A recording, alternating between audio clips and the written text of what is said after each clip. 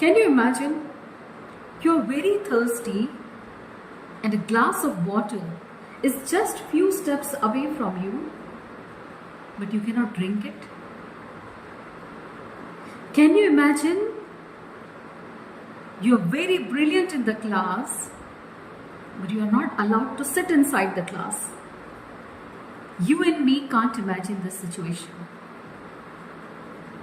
But today, we are going to talk about one legendary personality who has faced all this in his life.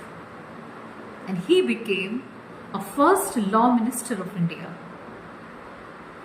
I'm talking about Dr. Bhim Rao Ambedkar. Today we are celebrating his birthday. Dr. Bhim Rao Ambedkar said that a life should not be very long, a life should be great. जिंदगी बहुत लंबी ना हो तो चलेगा, लेकिन जिंदगी महान होनी चाहिए। ये महान जिंदगी किसको बोलते हैं? हमारे भारत में कई सारे महान विभूतियां हुई। Sardar Vallabh Bhai Patel was a great leader. Doctor Varghese Kurien, he was a great leader. Dr. Baba Saheb Ambedkar was a great leader. Which qualities make him great? That we are going to discuss today.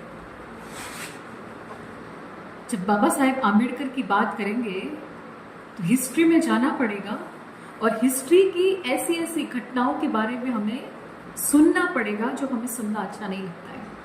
मुझे बोलना भी अच्छा नहीं लगता है, वो ऐसे ऐसे शब्द हैं, लेकिन वो मुझे बोलना भी पड़ेगा और आपको सुनना भी पड़ेगा। जो चीज़ हम सुन नहीं सकते वो चीज़ बाबा साहेब ने फेस की है अपनी जिंदगी में। Who was he? Dr. Bhim Rao Ambedkar. He possessed 4 PhD degree. First PhD degree from Columbia University. Second PhD degree from London School of Economics. Third PhD degree from Osmania University.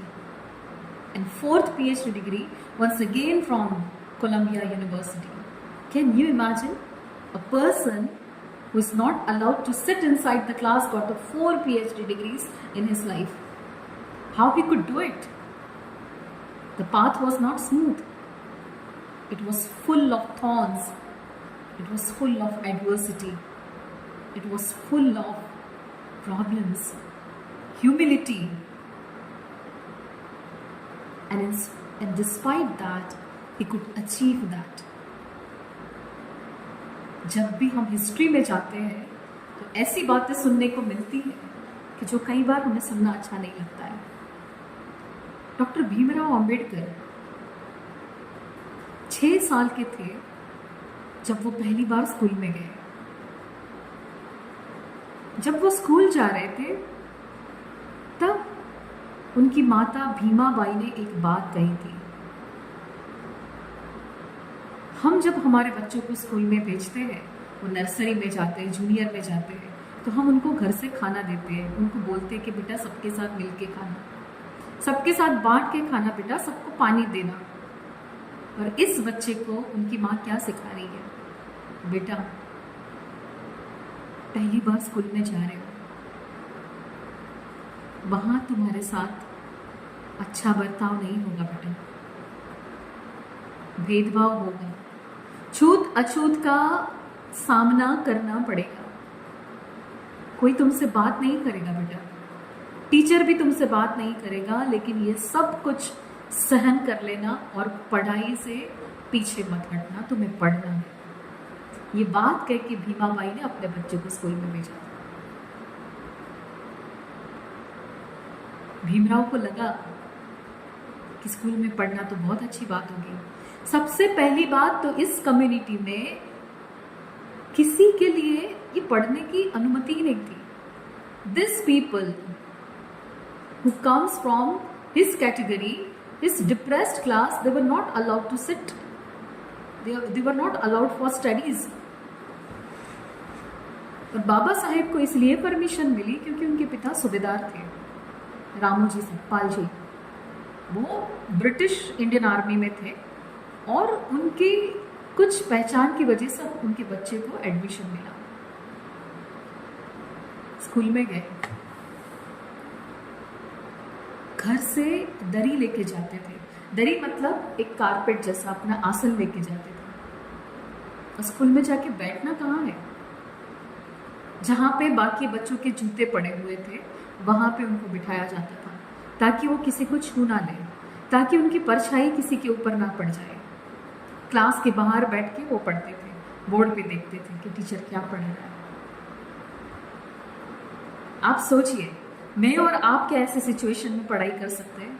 अरे teacher कुछ बोल देते हैं ना तो बच्चे बोलते हैं कि बस इस क्लास में अभी नहीं आना है। यहाँ पे तो ऑफिशियली उसको बाहर बिठा के पढ़ाया गया है। बाकी सारे बच्चे जब लंच ब्रेक होता है सब मिलके खाना खाते हैं, मस्ती करते हैं, खेलते हैं। ये एक अकेला बच्चा दीवार के सामने मुंह करके बैठा हुआ अपना खाना खा रहा है, ताकि कोई इसको देख न जाए। किसी के साथ घुलने मिलने की उसको अनुमति नहीं थी। इतना ही नहीं, उसको प्यास लगती थी तो वो पानी को नहीं छू सकता था। पानी का मटका हो या पानी का नल हो, उसको छूने की अनुमति नहीं थी, क्योंकि वो लोअर कास्ट से आता था। प्यून उसको ऊपर से ऐसे पानी देते थे और वैसे हाथ से पानी पीते थे। जिस दिन प्यून नहीं आता था उस दिन वो पूरा दिन भूखे प्यासे बैठे रहते थे। क्यों? क्योंकि प्यून के अलावा कोई उसे पानी नहीं देगा। अगर भूल से छू भी लिया ना तो वो अपवित्र हो जाएगा। बाबा साहेब ने अपनी ऑटोबायोग्राफी लिखी है, वेटिंग फॉर द वीजा। उसमें ये सारी बातें उन्होंने लिखी है। उनकी मृत्यु के बाद ये किताब छप के आई और उसमें उन्होंने ये बात बताई है कि no peon no water, whole day I have to wait for water. और ऐसे सिचुएशन में एक बंदा पढ़ता है, इतना ही नहीं वो क्लास में टॉप भी करता है। But despite that he was not allowed to sit inside the class. There was a rule, whoever will get a good numbers, he'll be allowed to sit in the front rows. But it was not for Baba Saheb Ambedkar. सह लिया, माँ ने बोला था बेटा सहना तो पड़ेगा।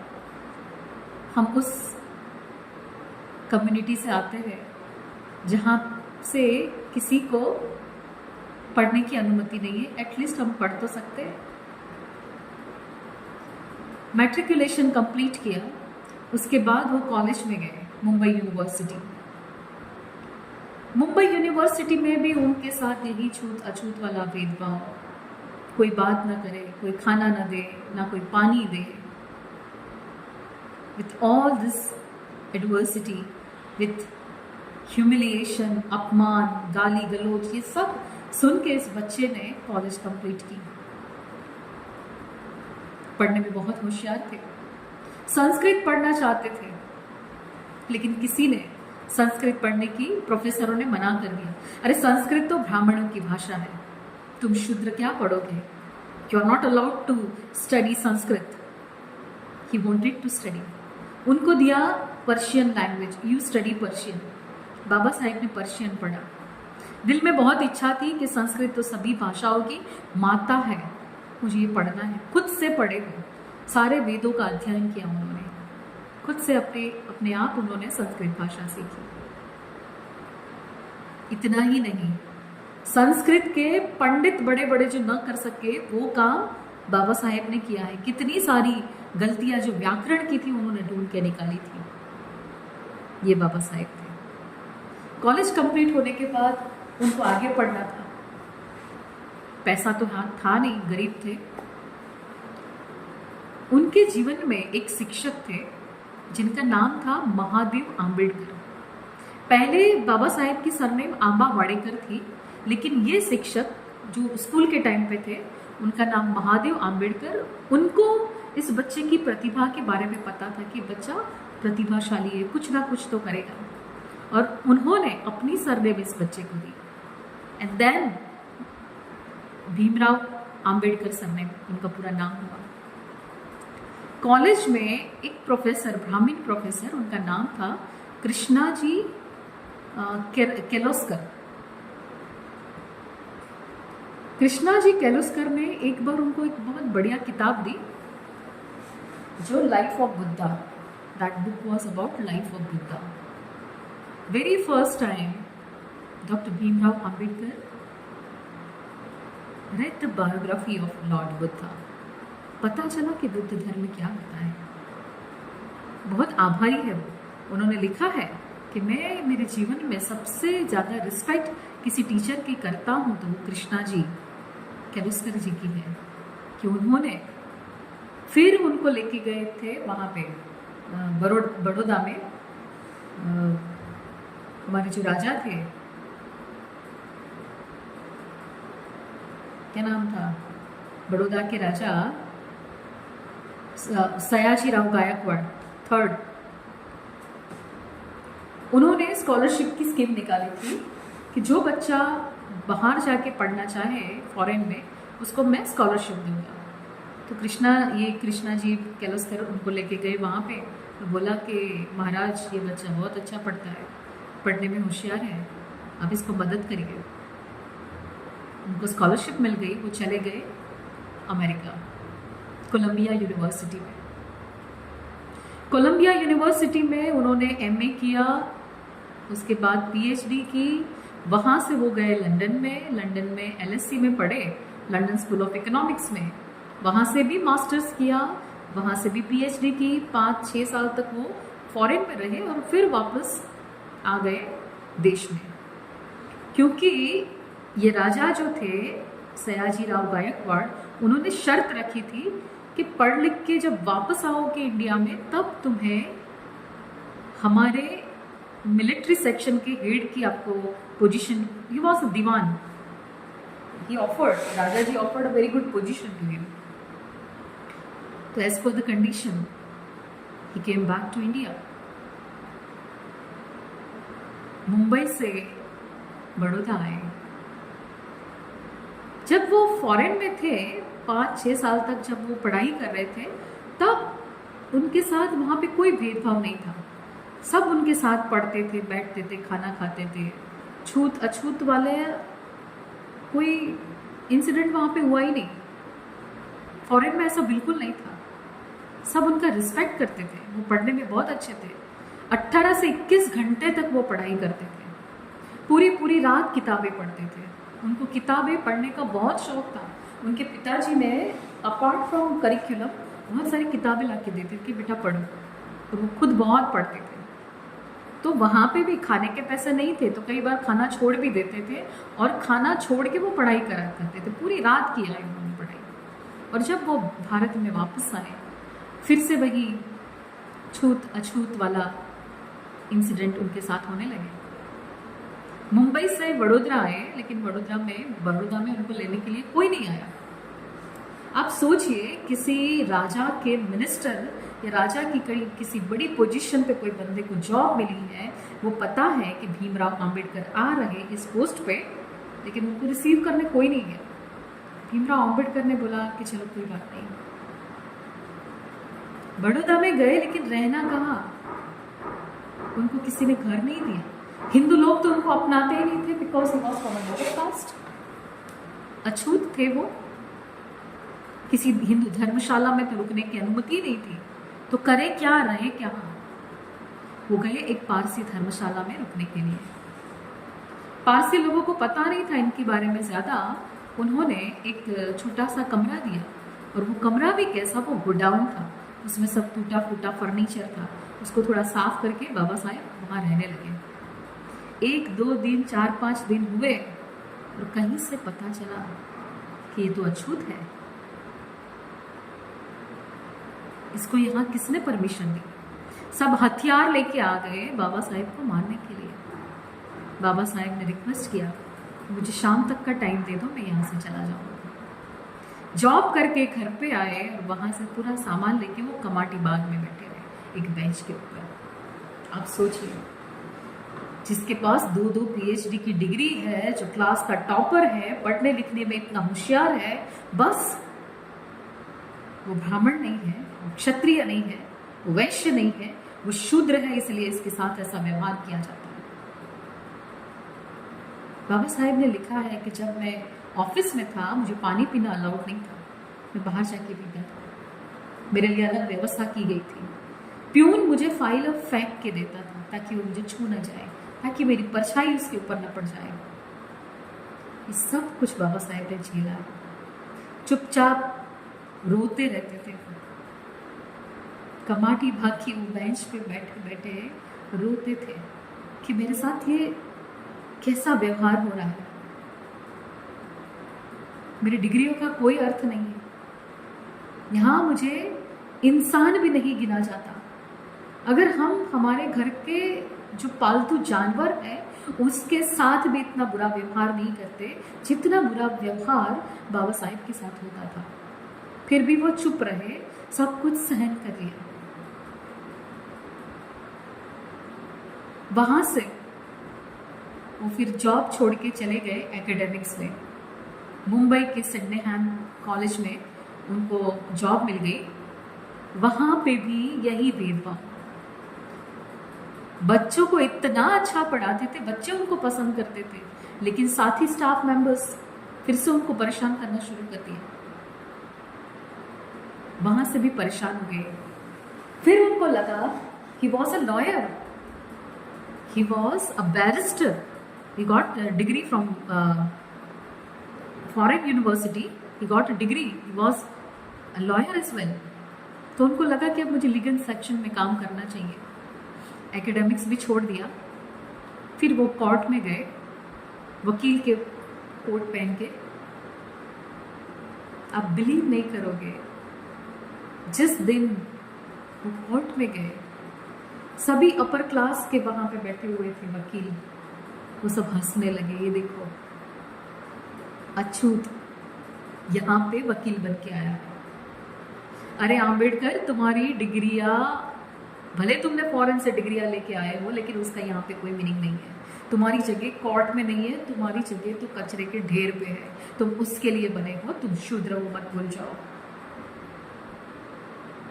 बाबा साहेब कुछ नहीं बोले, कोर्ट में खड़े रहे, लेकिन उनको किसी ने भी जगह नहीं दी। वो चले गए बाहर, और बाहर एक पेड़ के नीचे बैठ के बाबा साहेब अपना काम करते थे। इतनी इतनी बेइज्जती, रोज की अपमान, रोज की गाली गलौज सब सुन लिया उन्होंने, लेकिन वो डटे रहे। आपको क्या लगता है बाबा साहेब को फॉरेन में कोई जॉब नहीं दे सकता था? He was having best degree, he was a topper in his class, फिर भी वो नहीं गए। अगर वो जाते, हम लोग जाते, हम चरोतर में तो 90% लोग फॉरेन में ही जाते हैं। मेरी सोसाइटी पूरी खाली है, पूरे अमेरिका में, लंदन में सब लोग बस गए। क्यों? वहाँ पे लैविश लाइफ मिलती है, पैसा मिलता है, अच्छा एनवायरनमेंट मिलता है, वहाँ पे कोई ऐसा भेदभाव नहीं होता है। बाबा साहेब को तो वहाँ बहुत रिस्पेक्ट मिलता था, वो जा सकते थे, वो कर सकते थे, क्लास 1 ऑफिसर बन सकते थे, अच्छे से अच्छे अपनी फैमिली का ध्यान रख सकते थे, लेकिन वो नहीं किया उन्होंने। क्यों नहीं किया? क्योंकि बाबा साहेब कहते थे, अगर मैं चला गया, मैं पढ़ लिख गया, तो मैं अपने फैमिली के बारे में सोचूंगा, मैं खुद के लिए जीऊंगा, लेकिन मेरी कम्युनिटी के लोगों का क्या? उनको नहीं पानी पीने का अधिकार, नहीं वो मंदिर में जा सकते, नहीं वो किसी तालाब या नदी में से पानी पी सकते। उनका कौन, उनके हक के लिए कौन लड़ेगा? ये सोच के बाबा साहेब नहीं गए, सारे अपमान सहन करते रहे। बुद्ध भगवान ने लिखा है, बोधिसत्व में आता है कि इंसान जीते जी मोक्ष की प्राप्ति कर सकता है, इसी जीवन में मोक्ष की प्राप्ति कर सकता है। लेकिन बुद्ध भगवान ने मोक्ष प्राप्त नहीं किया था। क्यों? क्योंकि वो कहते थे कि जब तक इस पृथ्वी पे एक भी जीव दुखी है, तब तक मैं मोक्ष नहीं लूंगा, मैं सबको मोक्ष में भेज के बाद में मोक्ष लूंगा। ये उनकी सोच थी। और ऐसा जो बंदा सोचता है, जो समाज के लिए सोचता है, जो दूसरों के दुख को दूर करने के बारे में सोचता है, उसे बोधिसत्व कहते हैं। और बाबा साहेब बोधिसत्व थे, जिन्होंने अपनी पूरी कम्युनिटी के बारे में सोचा। वो नहीं गए, वहीं पे केस लड़ते रहे। एक बार एक जमींदार के बेटे को फंसाया गया और उसको फांसी होने वाली थी। 2 दिन में उसको फांसी पे चढ़ाने वाले थे। उस जमींदार ने सभी वकीलों के पास जाके गिड़गिड़ाए कि मेरे बेटे को बचा लो, मेरा बेटा बेगुनाह है। सब जगह गए। वो वकील चटर्जी जिसने बाबा साहेब को बाहर निकाल दिया था, उनकी बेइज्जती की थी, वो सारे वकीलों को मिलके आए। सबने बोला इस केस में कोई कुछ नहीं कर सकता है, ये हारने वाला केस है, हम लोग ये केस नहीं लड़ेंगे। सबने मना कर दिया, सारे दरवाजे बंद हो गए। तब जाके वो जमींदार बाबा साहेब आम्बेडकर को मिलने जाता है और बाबा के पैर में गिर के बोलता है कि बाबा साहेब मेरे बच्चे को बचा लीजिए। बाबा साहेब ने उसका केस हाथ में लिया। लगातार 3 दिन और 3 रात तक कायदे का अभ्यास किया। वो बड़ी जो फाइल थी उसका अभ्यास किया और फिर कोर्ट में केस चला। वहाँ पे बाबा साहेब ने जो आर्ग्यूमेंट की, वहाँ पे ब्रिटिश सरकार भी हिल गई। वो जो गोरा जज वहाँ पे बैठा था, उसने तो डिसाइड कर दिया था कि इस बंदे को फांसी देना ही देना है। लेकिन उन्हीं की किताब में से ढूंढ के जब बाबा साहेब ने आर्ग्यूमेंट की, जब उनकी दलील सामने आई, तो उस गोरे को, उस बच्चे को इज्जत छोड़ देना पड़ा और बाबा साहेब केस जीत गए। वो सारे वकील वहां पे बैठे थे जब केस चल रहा था। सबको पता था कि ये केस कोई जीत नहीं सकता था। ऐसा केस बाबा साहेब जीत गए। क्यों? Because he was a qualified person, he was not at all ordinary. Osho ने लिखा है कि 5000 साल में इनके जैसा कोई ब्रिलियंट आदमी पैदा नहीं हुआ है। इतने बाबा साहेब ब्रिलियंट थे। He was logical. इकोनॉमिक्स के बारे में 1 रुपी वाली एक बुक उन्होंने लिखी है। वो इकोनॉमिक्स के मास्टर्स थे। कितना कुछ उन्होंने किया है, लेकिन इन समाज ने कभी उनकी कदर नहीं की। आज की तारीख में भी उनको पॉलिटिशियन के बारे, पॉलिटिक्स ही समझते हैं कि वो पॉलिटिक्स में थे। मैं आज पॉलिटिक्स की बात यहाँ पे नहीं करने आई हूँ। मैं उनकी लाइफ में से हम क्या सीख सकते हैं, वो उसकी बात करने के लिए मैं यहाँ पे आई हूँ। अरे जो आदमी पीएचडी किया हो, एक नहीं जिसके पास 4 पीएचडी की डिग्री है, वो क्यों पॉलिटिक्स में जाएगा? वो तो रिसर्च का आदमी है, वो पॉलिटिक्स का आदमी नहीं है। बाबा साहब ने कभी पॉलिटिक्स ज्वाइन करने के बारे में नहीं सोचा था। वो पहले दीवान की जॉब की, फिर एकेडमिक्स में गए, फिर वो लीगल सेक्शन में काम किया और तब लगा कि अब मेरे पास कोई और इलाज नहीं है, मुझे करना ही पड़ेगा। तब जाके गांधी जी ने उनको लॉ मिनिस्टर की अपॉइंटमेंट की थी। तब तक तो वो नहीं गए थे पॉलिटिक्स में। He was appointed as a law minister by the Gandhi ji.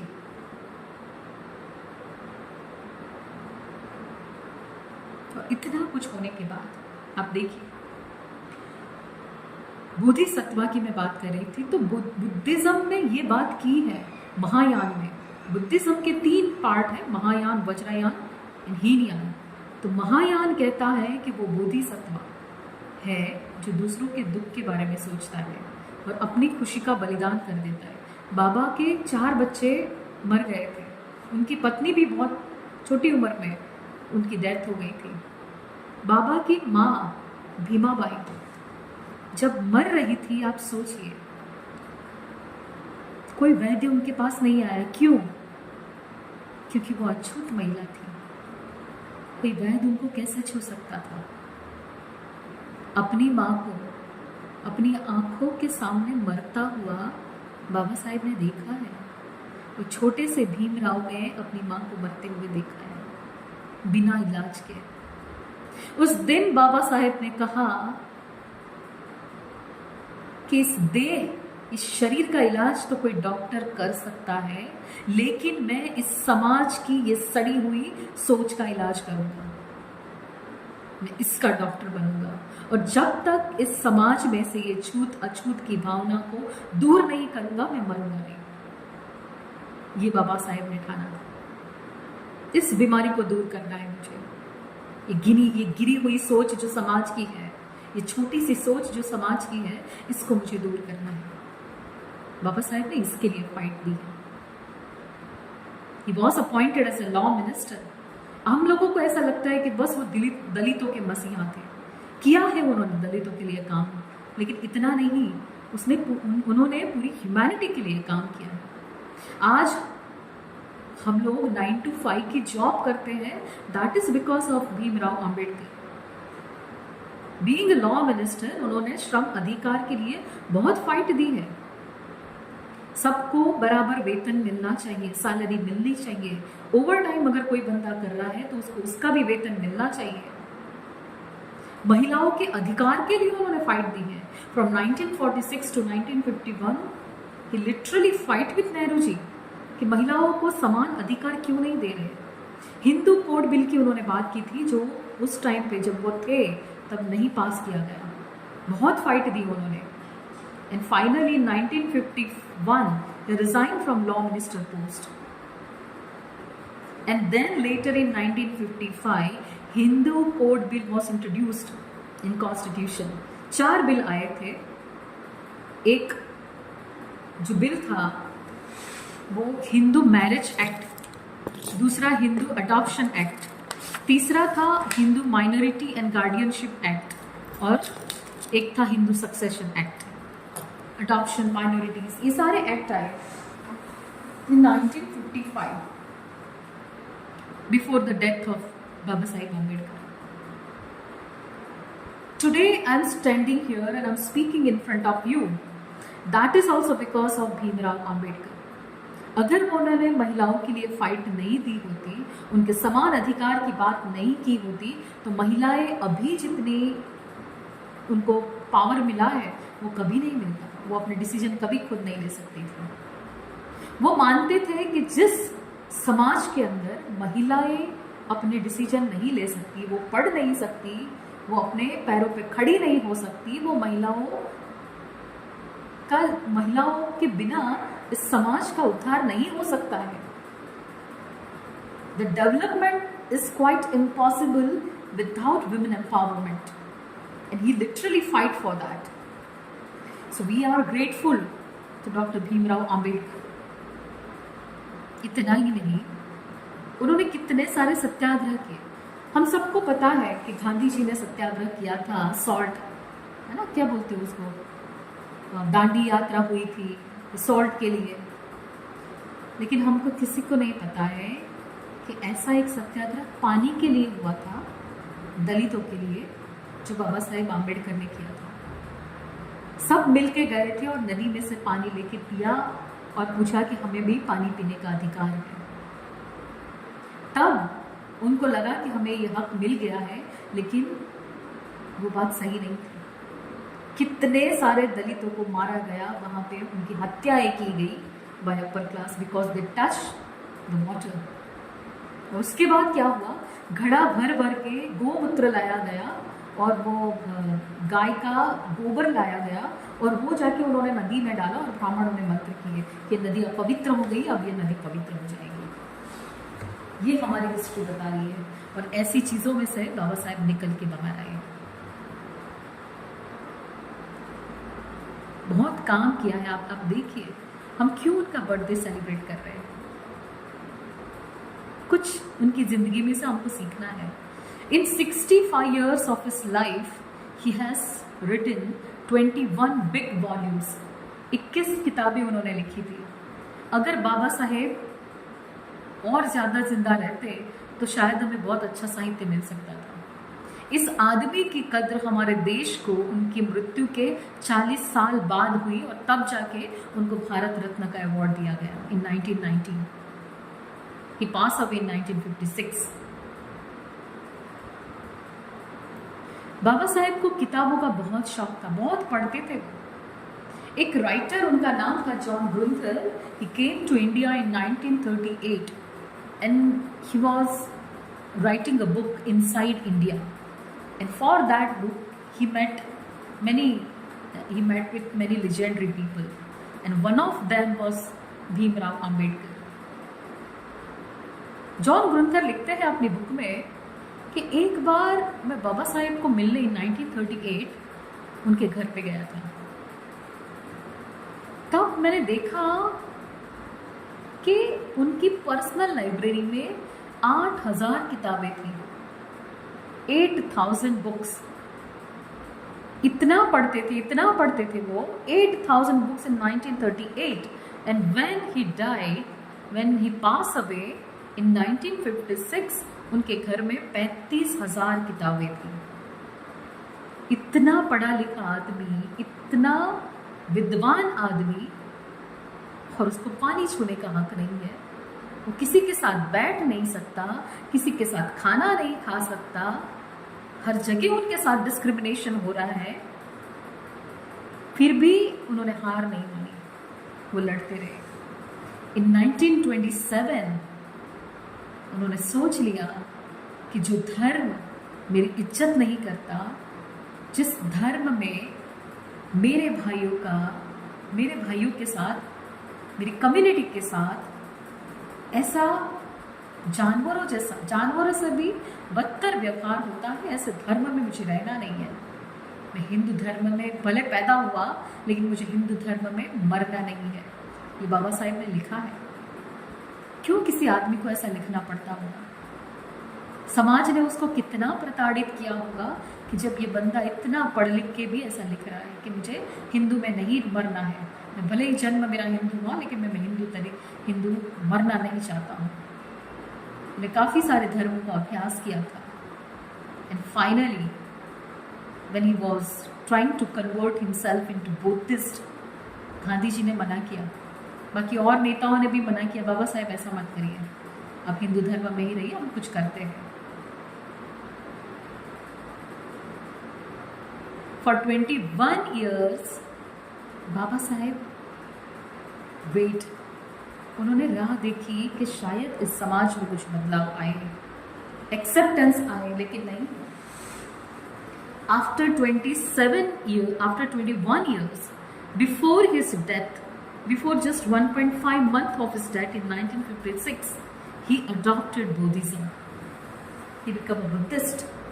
In Nagpur ये पूरी घटना हुई थी। इतना ही नहीं, उनके साथ 8 लाख दलितों ने भी बुद्ध धर्म अपना लिया।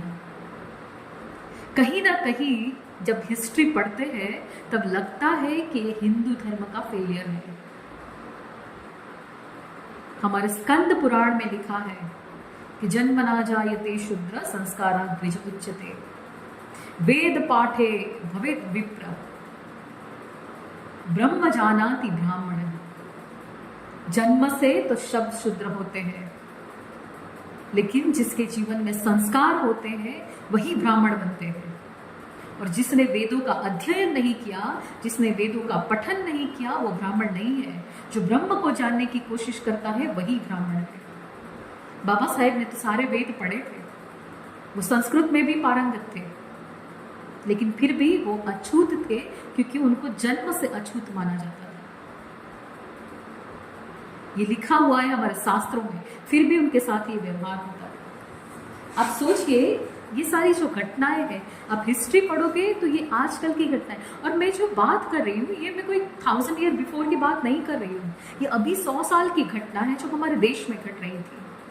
हम विदेश में देखते हैं तो वहाँ पे अब्राहम लिंकन हुए, जिन्होंने काले गोरे के भेद को मिटाने के लिए अपनी जिंदगी मिटा दी। उनका असोसिनेशन हो गया था, उनको शूट किया गया था। क्यों? क्योंकि वो रंग भेद की नीति के खिलाफ थे। तो क्या हमारे देश में ये नीति नहीं थी?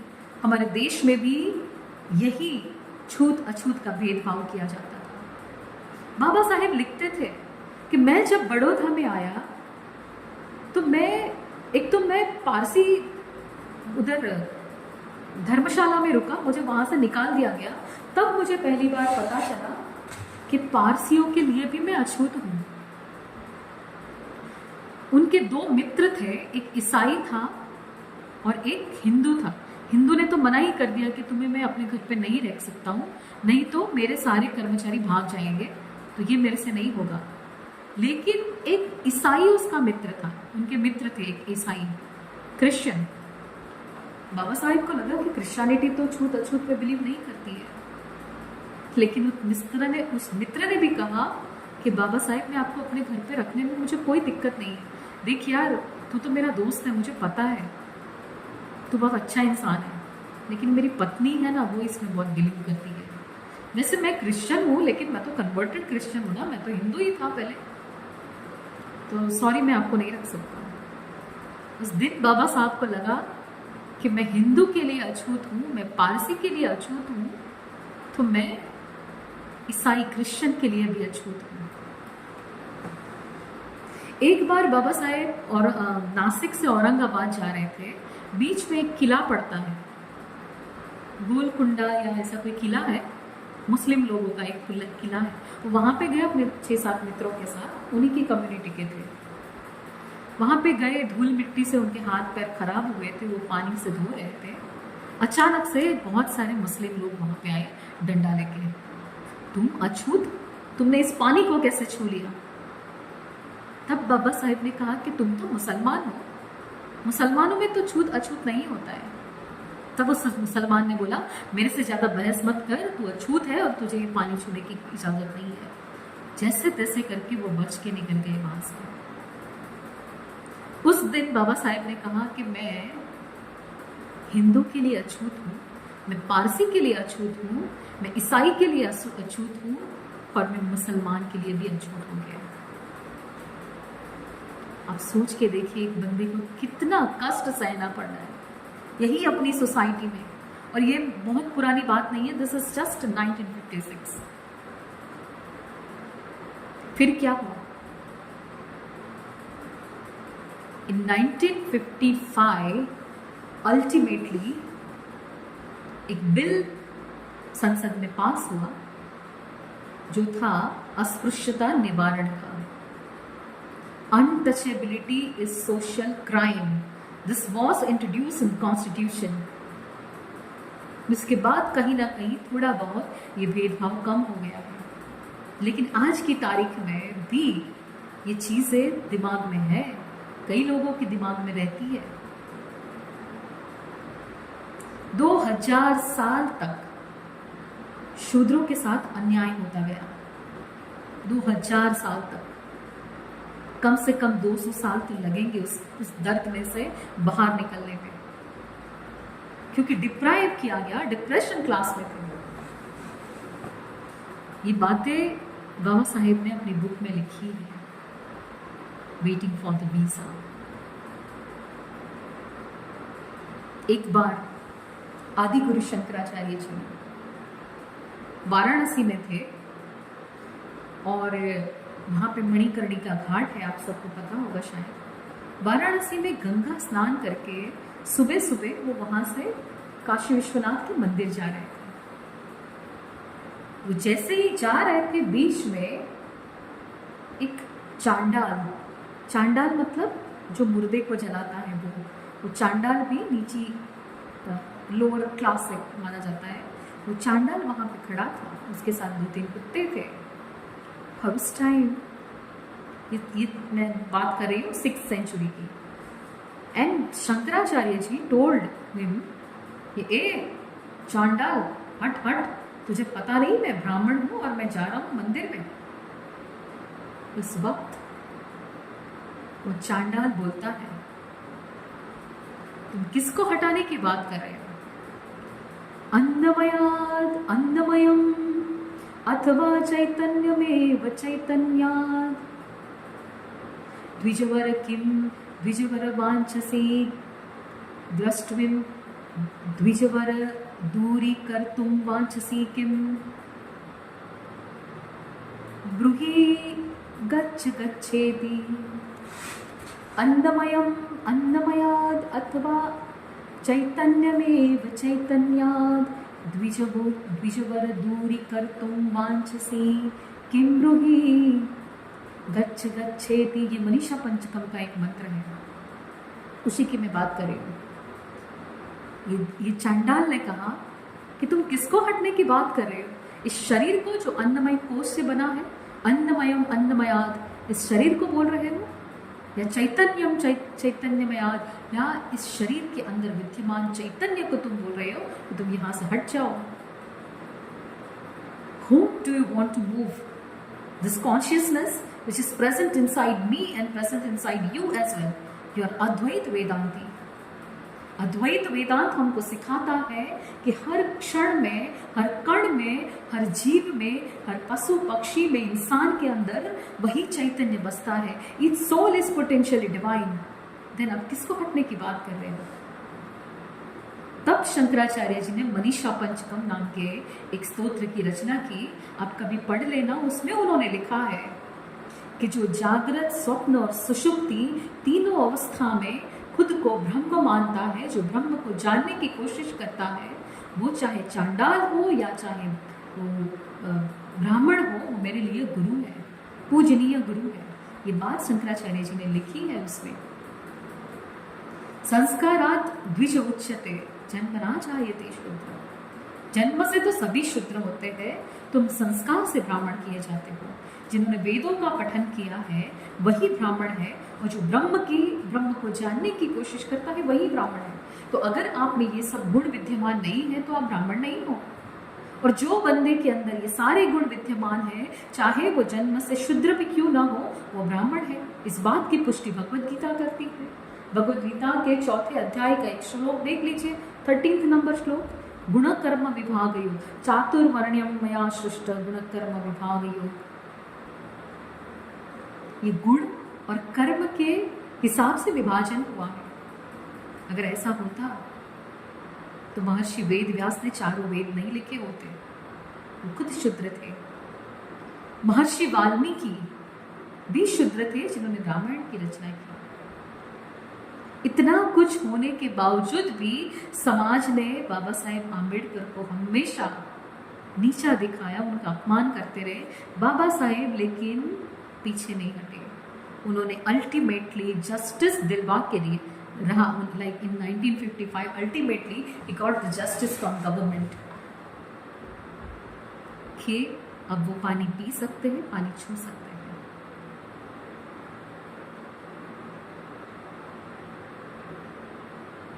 Osho also appreciated him. Kabir कह के गए हैं कि जाति न पूछो साधु की, कुछ ही लीजिए ज्ञान. अरे मोल करो तलवार का, पड़ा रहने दो ज्ञान, पड़ा रहने दो ज्ञान. हम लोग ज्ञान के पीछे पड़े हैं और ये तलवार का मोल नहीं कर रहे हैं. तो कितनी सारी यातनाएं झेलने के बाद बाबा साहेब ने कहा है, बाबा साहेब कह के गए थे कि पैरों में जूते हो ना हो, तुम्हारे हाथों में किताब होनी चाहिए, क्योंकि शिक्षा वो शेरनी का दूध है, इसको जितना पियोगे उतना दहाड़ोगे. अगर तुम्हें गर्जना करनी है तो तुम्हारी बुद्धि का विकास होना चाहिए, और बुद्धि का विकास सिर्फ और सिर्फ एजुकेशन से होगा, किताबों से होगा. ये किताबों का जो ज्ञान है वो जीवन में उतरेगा, तभी वो विजडम बनेगा. उन्होंने बोला है कि पढ़ो, जितना हो सके ज़्यादा से ज़्यादा अपनी ज़िंदगी में पढ़ो. जितना पढ़ोगे उतना आप आगे बढ़ोगे. ये बात बाबा साहेब ने कही है. तो 3 बातें बाबा साहेब आम्बेडकर के जीवन से हमें सीखनी चाहिए, जो मुझे लगता है मैंने अपने जीवन में उतारी है. तो सबसे पहली बात है कि एजुकेशन, जितना हो सके पढ़ो, किताबें पढ़ो. Read technology, read medicine, read artificial intelligence. You have to become a master in your subjects. Read it, improve your knowledge. और इतना नहीं, पढ़ के वो अगर जीवन में नहीं उतरा तो पढ़ने का कोई मीनिंग नहीं है. हम लोग आर्टिफिशियल इंटेलिजेंस की बात करते हैं, लेकिन किताबें पढ़ के हम लोग विजडम प्राप्त करते हैं.